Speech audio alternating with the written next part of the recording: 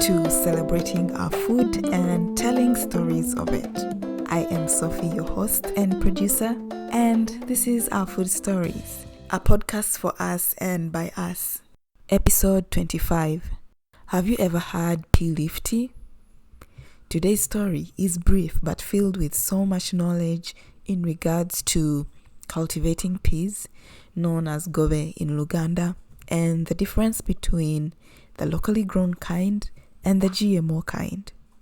Special guest Kasozi tells us how he consumes the leaves of these peas and the potential health benefits.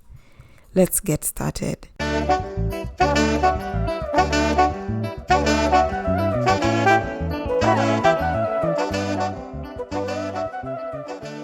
My name is Kasozi Noah and I'm from Uganda.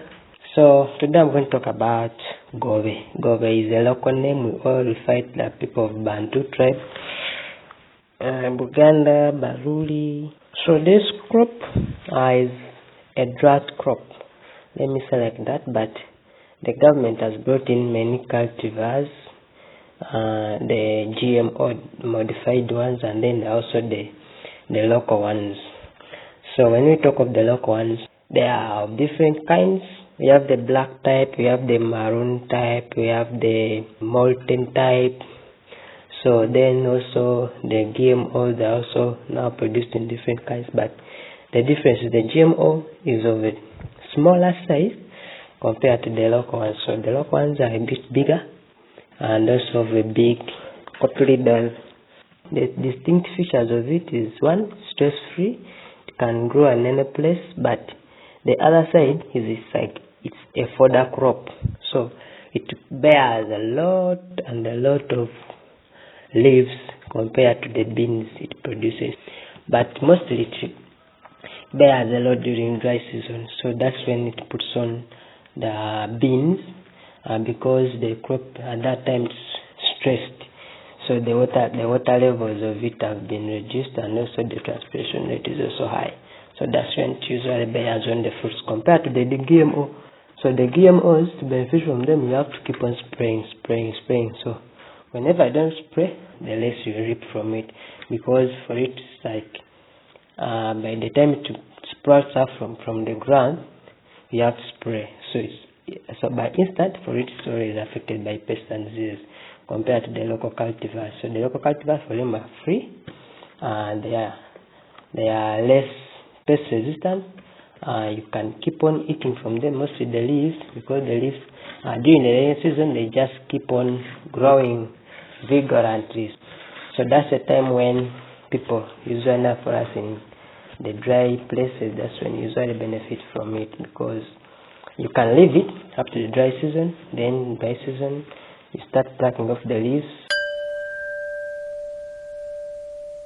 Interrupting your listening for a little bit. Did you know that you can send in your food story? Yes, that's right. If listening to this podcast has inspired you to relive some of your favorite food memories, you can send those stories and be part of Our Food Stories. Just send an email to akitcheninuganda@gmail.com to get more details. This call is for Ugandans for now, but if you enjoy these stories as much as we have enjoyed bringing them to you, you can leave a testimonial or a rating on your favorite listening platforms. Now back to the story. So the leaves, you can eat them as a side dish food for greens, or you can make flour. That's a nice sort of flour. You can use it for tea, or you can also mix it with nuts, and then you make a beef paste. So it's sweet to say, and also the other side, the flour which you use for tea, you don't need sugar to put in it for it, so it's sweet, and just a matter of getting it and then you cook it the normal way as you cook the normal tea. The other side is that for me, based on my consumption habit, that how I eat it is I get the flour, then put it in the cold water, then I cook. So I cook from its 0 point when the water is cold until it gets hot. Let me say when it gets ready. So by that time You can take it, it's sweet. Or you can put in some little sugar if you like, for those who like sugar, but you can also not put in sugar. The other side is the benefit. So when I tried to find out more about it, some people told me that the other side is sweet, that's one. Then two, when you add it to paste, to make it a stiff paste for eating, that's the peanut paste or the Simpson paste. It's also sweet. Then for the side of the tea, is people say that somehow reduces blood pressure. That's our assumptions I get from people, that reduces blood pressure. Also sugar levels, all that stuff associated with the blood. So I don't know the science behind there, but that's how the assumptions I get from people. So me myself, I've been using it just because of the sugar free, because I'm not such a person of sugar.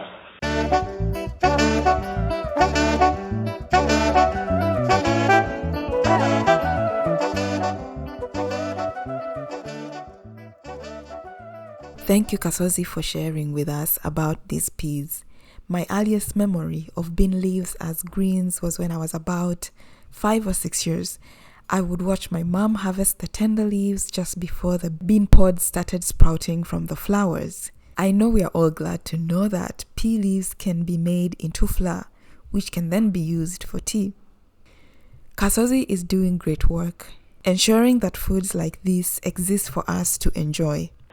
I'm an advocate for climate foods that are resilient in the community and also smart. So when we say smart, we talk of something that you can spend little to produce or to cultivate, or something that's not too much affected by climate change. Let me say like drought, no water, let me say too much sunshine. Yeah. You can find more of his work on Twitter under the name @Noah_Kasozi. Remember, if you have a delicious food story that is very dear to your heart and you would like to share it on this podcast, you can reach out to me via email at akitcheninuganda@gmail.com or on Instagram @akitcheninuganda. Don't forget to share the podcast with other listeners, to leave a review or a rating, and to comment on your favorite stories wherever you listen. See you in the next episode.